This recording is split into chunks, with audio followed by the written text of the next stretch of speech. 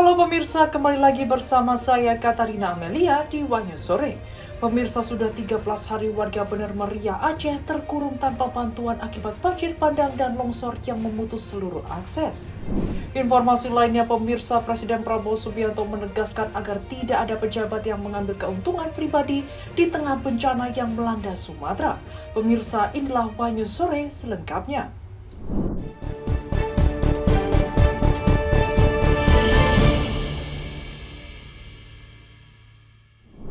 Partai Gerindra mengambil sikap tegas terhadap Mirwan MS, Ketua DPC Gerindra Aceh Selatan yang juga Bupati wilayah tersebut.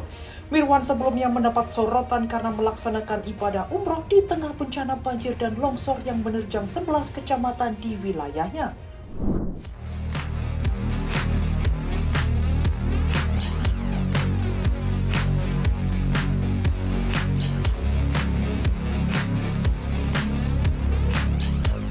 Partai Gerindra mengambil sikap tegas terhadap Mirwan MS, Ketua DPC Gerindra Aceh Selatan yang juga Bupati wilayah tersebut.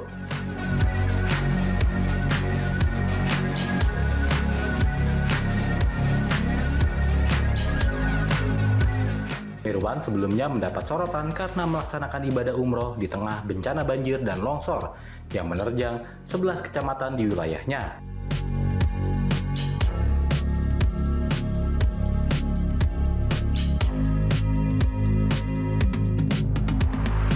Sekjen Partai Gerindra, Sugiono, mengaku sudah mendapat laporan terkait keberangkatan Mirwan ke Mekah.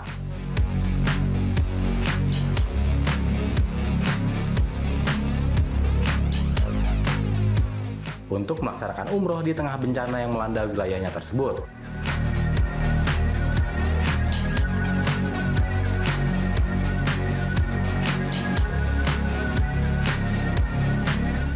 Ia menyayangkan sikap pimpinan Mirwan. Oleh karena itu, Gerindra langsung mencopot dari posisi Ketua DPC Gerindra Aceh Selatan.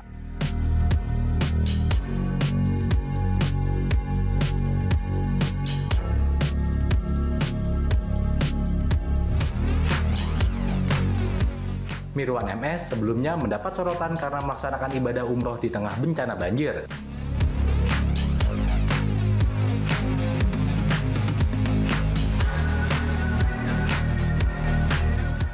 Apalagi Mirwan MS sudah menerbitkan surat ketidaksanggupan dalam penanganan tanggap darurat banjir dan longsor.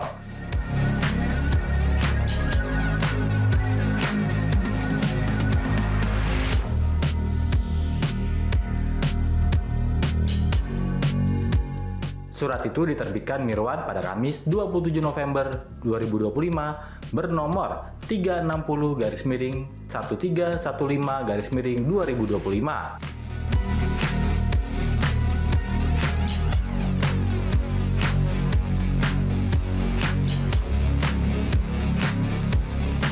Lima hari setelah itu, tepatnya Selasa 2 Desember 2025, Mirwan justru pergi umroh memboyong keluarganya ke Makkah.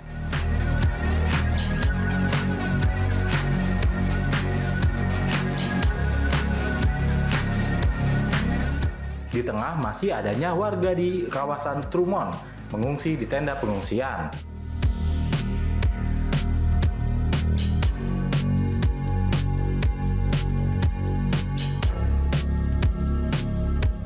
Aksi Mirwan itu menuai kecaman warga sebab kini Aceh sedang darurat bencana hidrometeorologi.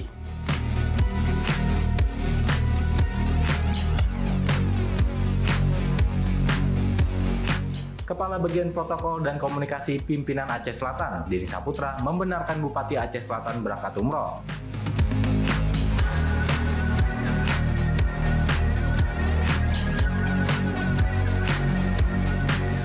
Pihaknya beralasan Mirwan berangkat setelah melihat kondisi Aceh Selatan yang sudah membaik dari bencana banjir. Sudah 13 hari warga Bener Meriah Aceh terkurung tanpa bantuan akibat banjir bandang dan longsor yang memutus seluruh akses. Ribuan warga terpaksa berjalan kaki mencari makanan karena logistik, BBM dan obat-obatan belum bisa masuk ke wilayah terisolasi.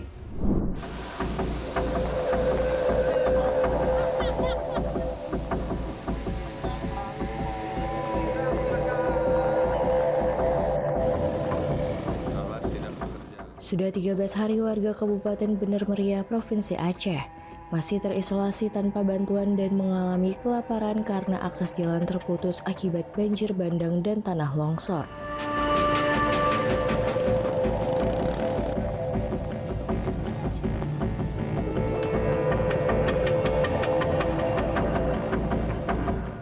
Warga terpaksa berjalan kaki ratusan kilometer untuk mencari makanan demi bertahan hidup.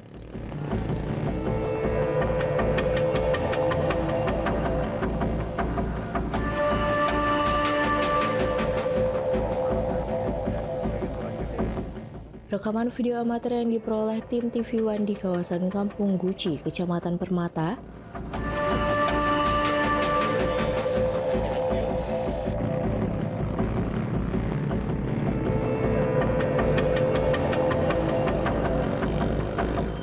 memperlihatkan warga nekat menerobos jalur yang rusak akibat banjir bandang.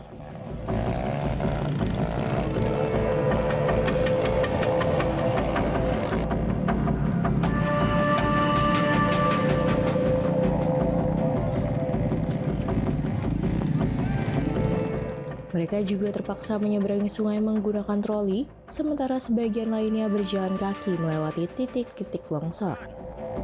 Maipan, semangat Maipan.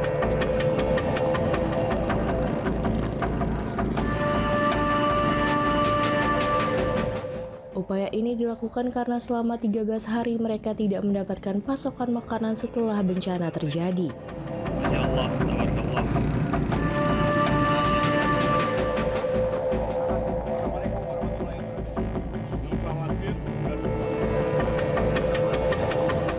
Hingga kini, sebagian besar penduduk Bener Meriah belum menerima bantuan logistik, meskipun donasi terus dikirim melalui Bandara Rembele.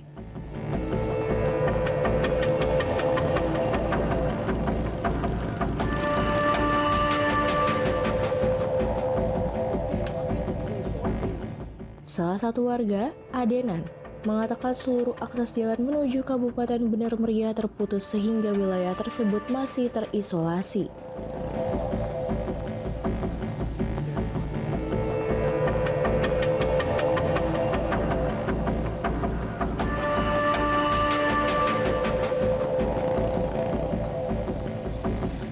Warga sangat membutuhkan perhatian pemerintah, terutama terkait ketersediaan logistik, BBM, dan obat-obatan.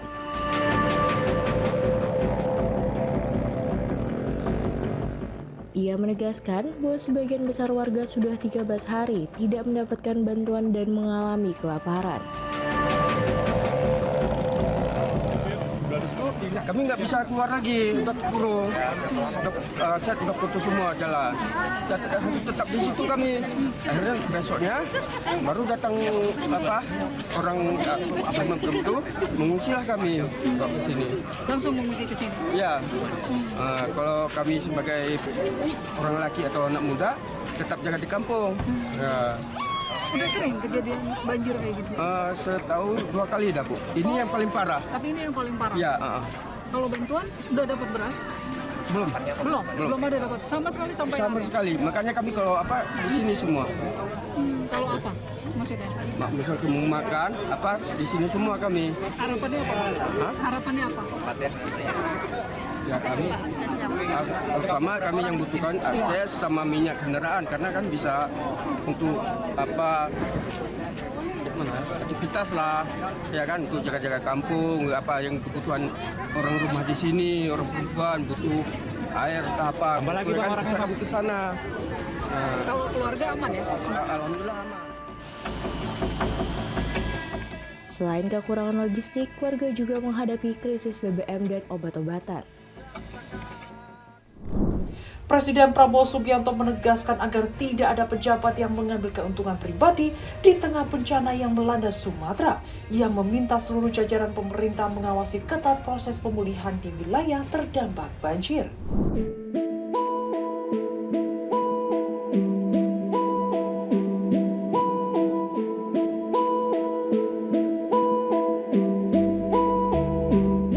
Presiden Prabowo Subianto menegaskan agar tidak ada pihak yang memanfaatkan situasi bencana di Sumatera untuk kepentingan pribadi. Ia meminta seluruh menteri, pimpinan lembaga hingga kepala daerah mengawasi ketat proyek-proyek pemulihan di wilayah terdampak banjir.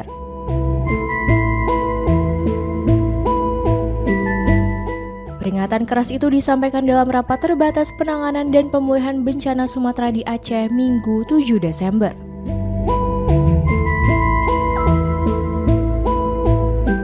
Prabowo menekankan, bila ada pejabat yang mencari keuntungan untuk diri sendiri di tengah bencana, maka akan ditindak.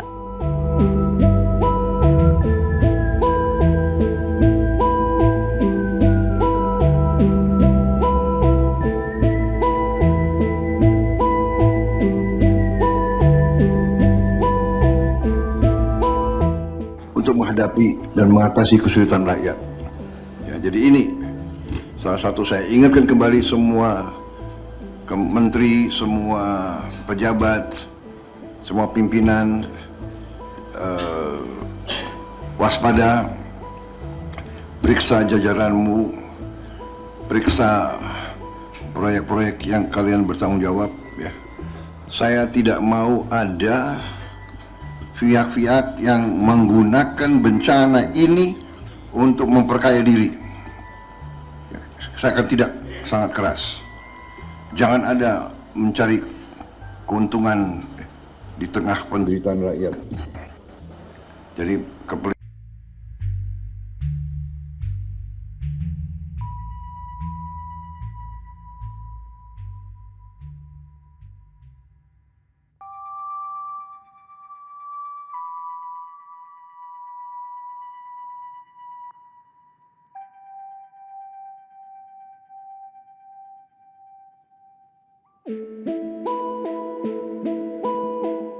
Kepala negara kembali berkunjung ke Aceh untuk melihat langsung upaya penanganan bencana.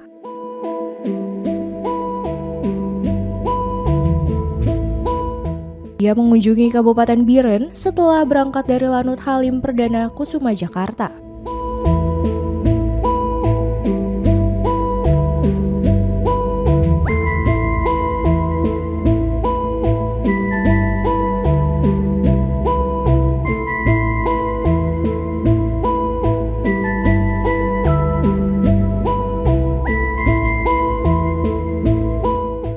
Menuju Bandara Internasional Sultan Iskandar Muda Aceh Besar pukul 7:55 waktu Indonesia bagian Barat.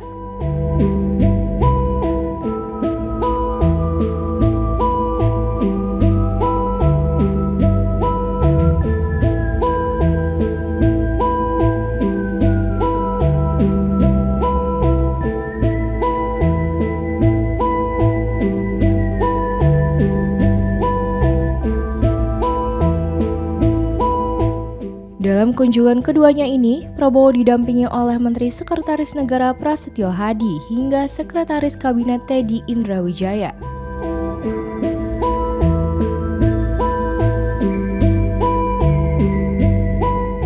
Prabowo sempat datang ke pengungsian dan bertemu langsung dengan para korban banjir dan longsor Aceh.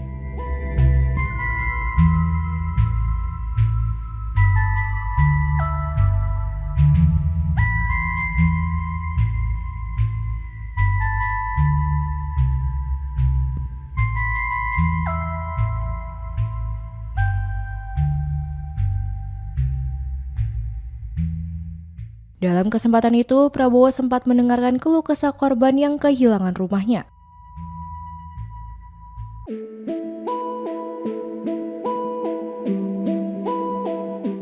Tak hanya itu, Prabowo juga mencicipi menu makan siang di pengungsian berupa nasi dan ikan tongkol.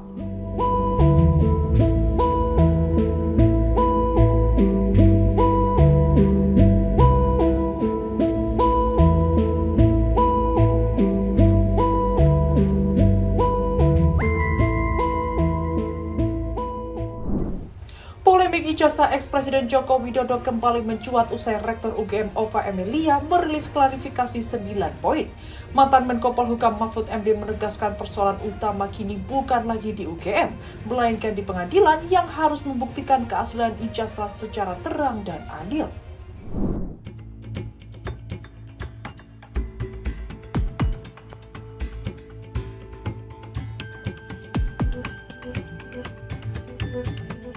Polemik ijazah Presiden ke-7 RI Joko Widodo atau Jokowi kembali menjadi sorotan setelah Rektor UGM Ova Emilia merilis klarifikasi 9 poin. Mantan Menko Polhukam Mahfud MD menilai bahwa inti persoalan saat ini bukan lagi pada UGM, melainkan pengadilan yang harus membuktikan kebenaran ijazah tersebut secara terang dan adil.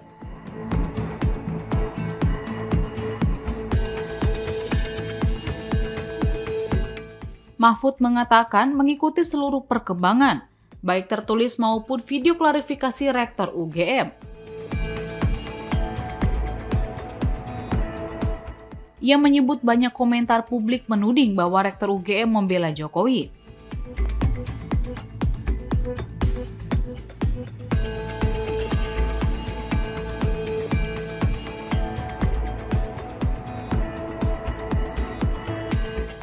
Namun, menurut Mahfud, isu utamanya bukan itu.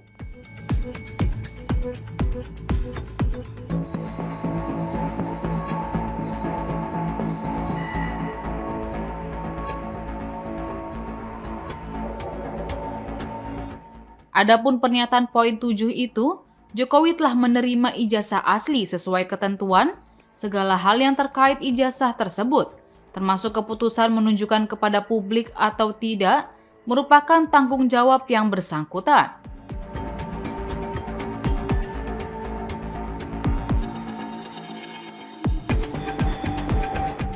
Mahfud menjelaskan bahwa posisi UGM sebenarnya sudah selesai setelah menyerahkan ijazah tersebut kepada Jokowi.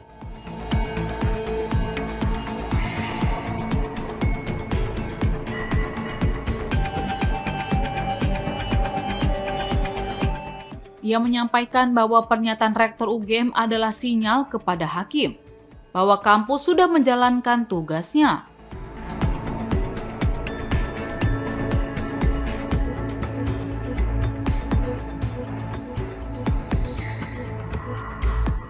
Mantan Ketua Mahkamah Konstitusi menyebut pernyataan itu sebagai dorongan agar pengadilan membuka kebenaran secara objektif.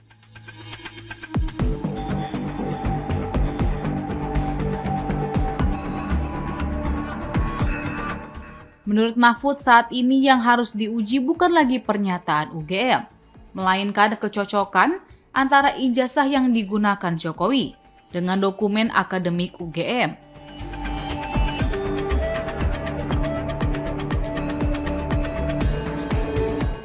Ia menilai ini menjadi pertaruhan besar bagi keberanian hakim dalam memeriksa perkara ijazah tersebut.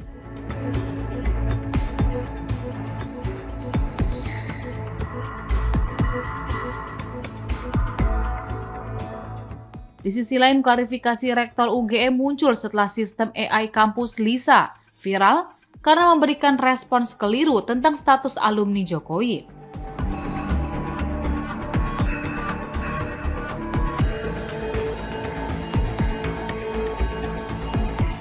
Dalam videonya, Rektor Ova menyampaikan 9 poin data akademik Jokowi, termasuk tanggal pendaftaran, hingga kepastian bahwa ijazah asli telah diserahkan kepada Jokowi pada tahun 1985.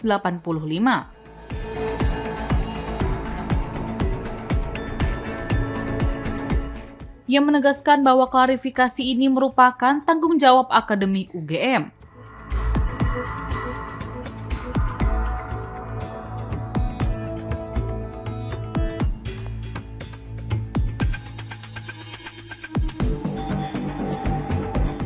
Lebih lanjut, Ova menyatakan kampus hanya menyampaikan data sesuai kewenangan, bukan bermaksud membela pihak tertentu.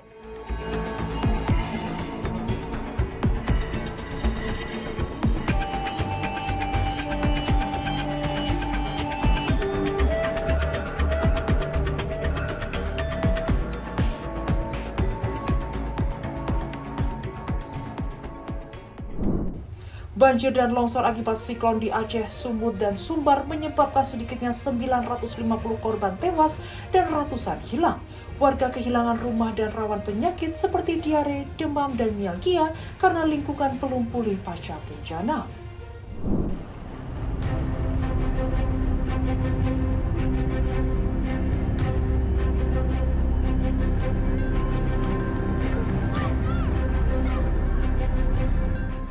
dilanda banjir bandang yang mematikan warga Indonesia di wilayah sekitar Aceh Tamiang bergulat dengan penyakit yang semakin parah dan kurangnya perawatan medis.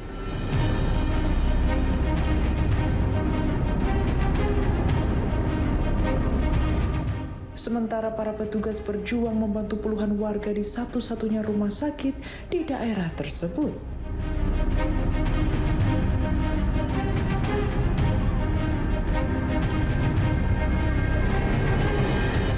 Banjir dan tanah longsor yang disebabkan oleh siklon pekan lalu meluluhlantakkan 3 provinsi di Pulau Sumatera, Indonesia, termasuk Aceh, menewaskan sedikitnya 950 orang dengan ratusan orang dinyatakan hilang.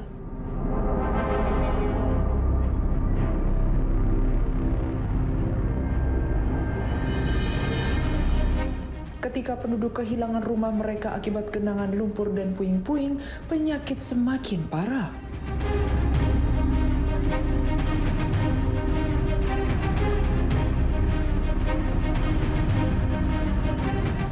Penyakit-penyakit tersebut termasuk diare, demam atau mialgia yang dipicu karena lingkungan dan tempat tinggal belum pulih pasca bencana, kata Kementerian Kesehatan Indonesia pekan lalu.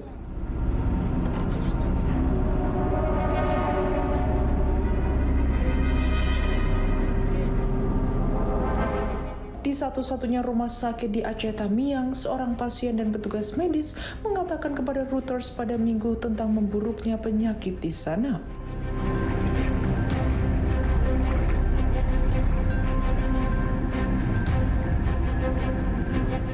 Saksi mata Reuters mengatakan peralatan medis tertutup lumpur, jarum suntik berserakan di lantai, dan banjir menghanyutkan obat-obatan.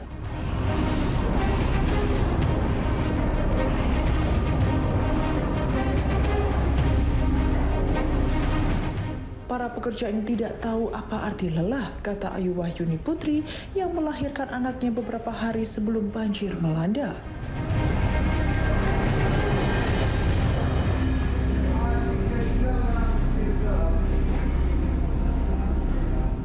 Nur Hayati, seorang perawat berusia 42 tahun, mengatakan rumah sakit hampir lumpuh karena kekurangan obat-obatan.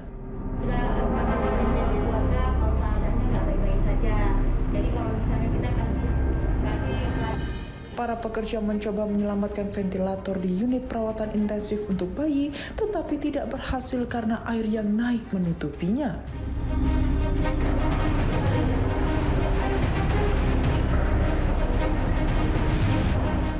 Seorang bayi meninggal, sementara 6 lainnya selamat, katanya.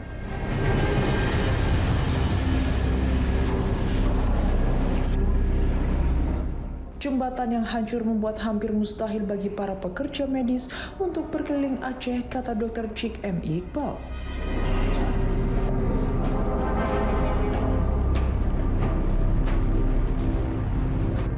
Yang melakukan perjalanan dengan perahu untuk mencapai Aceh Tamiang menambahkan bahwa ruang gawat darurat baru akan beroperasi pada hari Senin.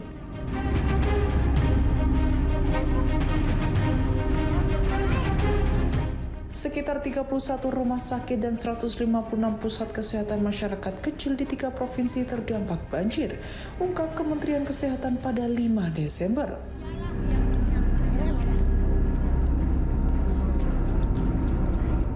Pada hari Minggu, Presiden Prabowo Subianto mengunjungi Aceh dan memerintahkan pihak berwenang untuk memperbaiki jembatan dan bendungan, serta membatalkan pinjaman mikro yang didanai negara untuk petani.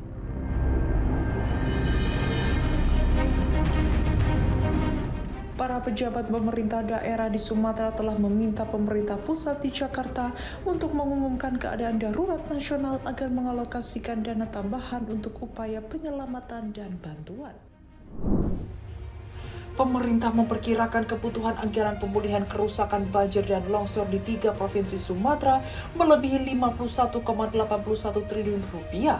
Hal itu dilaporkan oleh Kepala BNPB Letjen TNI Suharyanto saat rapat soal bencana kepada Presiden Prabowo Subianto.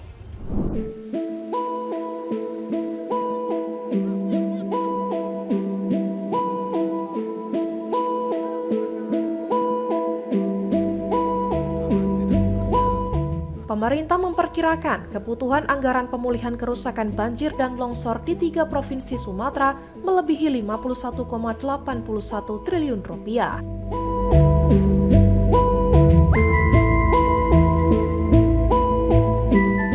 Hal itu disampaikan Kepala BNPB Letjen TNI Suharyanto saat melaporkan perkembangan penanganan bencana kepada Presiden Prabowo Subianto.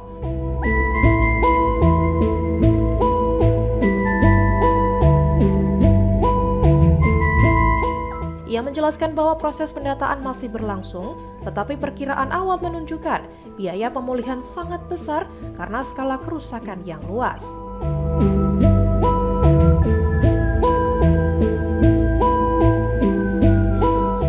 Kerusakan tersebut mencakup rumah-rumah penduduk hingga berbagai infrastruktur penting yang terdampak parah.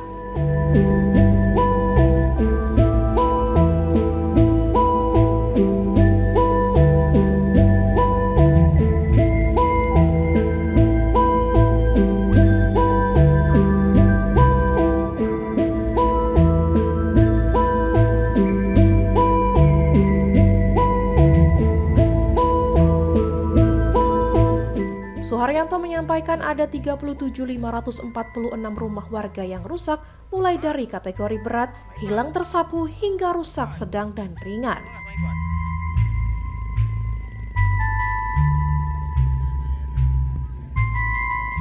Kerusakan juga meliputi jembatan, jalan umum, fasilitas ibadah, sekolah, rumah sakit, hingga puskesmas dan pesantren. Masya Allah, tabarakallah. Mudah-mudahan sehat-sehat semuanya. Assalamualaikum warahmatullahi wabarakatuh.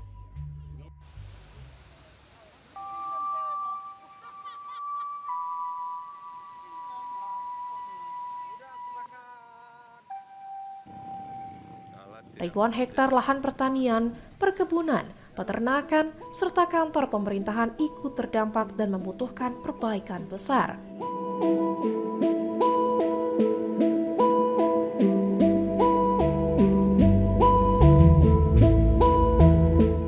Untuk Aceh saja, hasil koordinasi BNPB dan Kementerian PUPR menunjukkan kebutuhan anggaran pemulihan mencapai 25,41 triliun rupiah.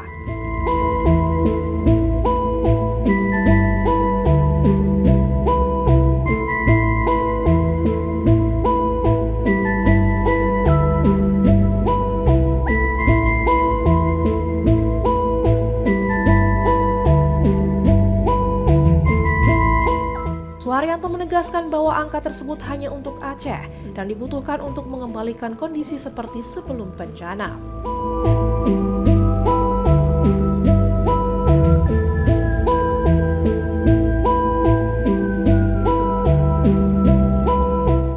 Adapun kebutuhan anggaran di Sumatera Utara diperkirakan sekitar 12,88 triliun rupiah untuk perbaikan rumah, jalan, jembatan, fasilitas umum, dan sektor ekonomi.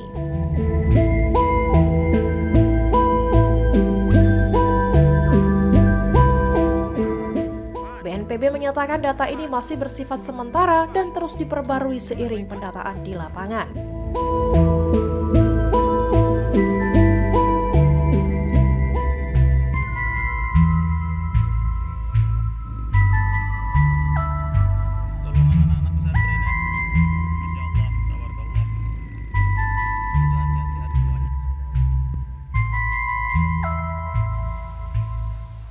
Sementara itu, Sumatera Barat membutuhkan dana sekitar 13,52 triliun rupiah untuk program rehabilitasi dan rekonstruksi pasca bencana.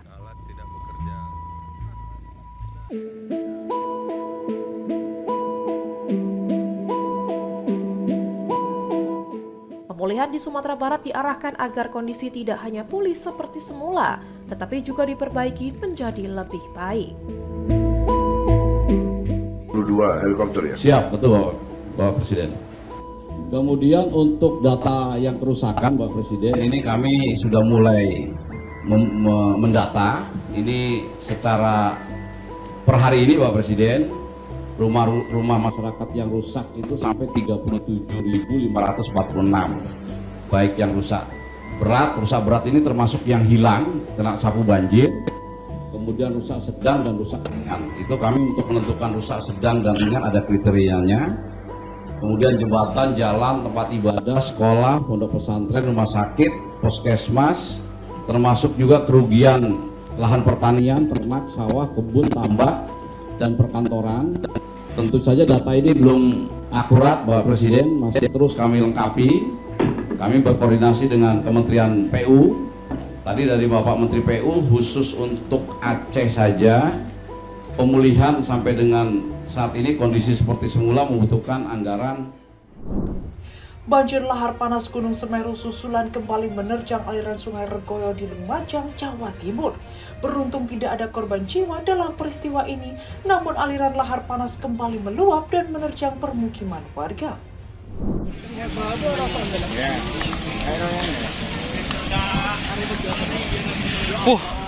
Allah Akbar, banjirnya gede.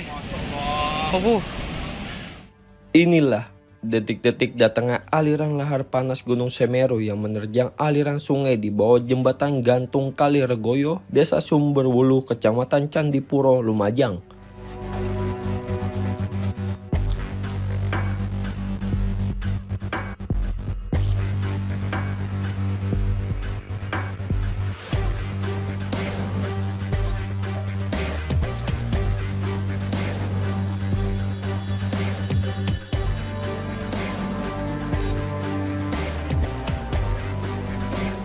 Aliran lahar panas berwarna coklat kehitaman ini terus membesar dan menghanyutkan berbagai material vulkanik berupa lumpur panas serta batu berukuran besar.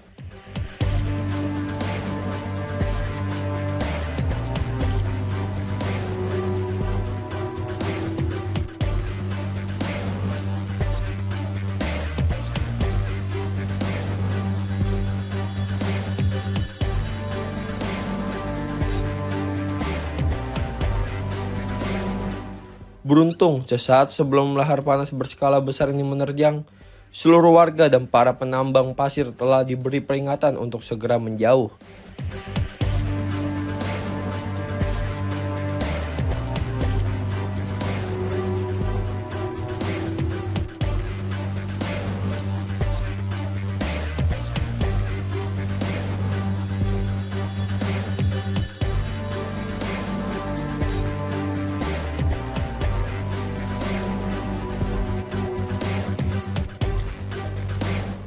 Dari aliran sungai sehingga tidak menimbulkan korban jiwa.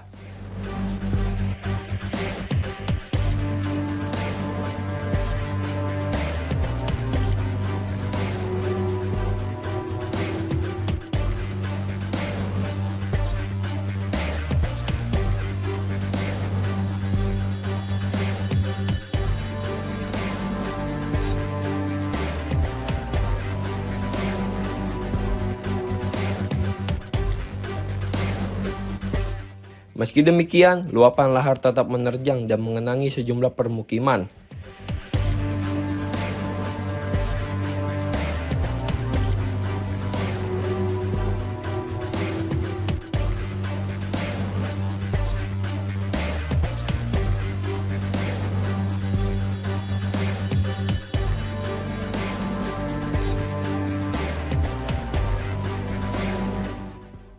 Saat ini amak sampai 40 cukup besar dan letusan sekunder sudah kelihatan cukup besar sekali. Jadi dari amak 15 tadi sudah saya infokan kepada penambang yang ada di bawah. Kalau yang di atas kami pandu sendiri sudetan. Jadi insya Allah untuk penambang-penambang sudah tahu ketika ada amak yang besar ini. Ya, sejauh ini dampak yang ditimbulkan akibat lahar panas kali ini? Dampak dari lahar panas ini sedimen terus naik sehingga sumber langsop, sumber kajar ini melimpas semuanya karena sedimen terus dari atas itu sangat besar sekali, sangat banyak.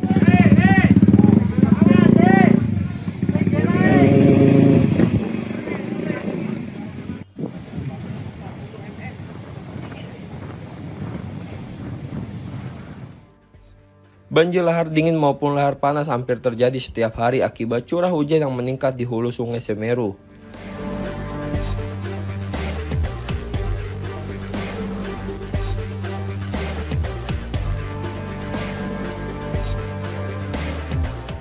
Untuk itu, masyarakat diimbau agar semakin meningkatkan kewaspadaan, mematuhi seluruh rekomendasi yang dikeluarkan, serta mengikuti arahan petugas di lapangan demi mengurangi risiko bencana, mengingat saat ini Gunung Semeru masih berstatus siaga atau level 3.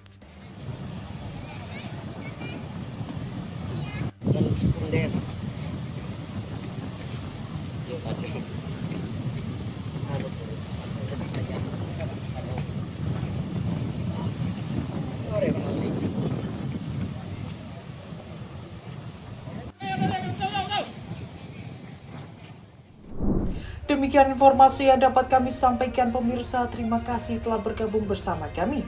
Saya Katarina Amelia dan seluruh tim yang bertugas mengucapkan sampai jumpa di Wahyu Sore berikutnya. Setiap hari pukul 6:30 malam hanya di kanal YouTube TV Wahyu Scout.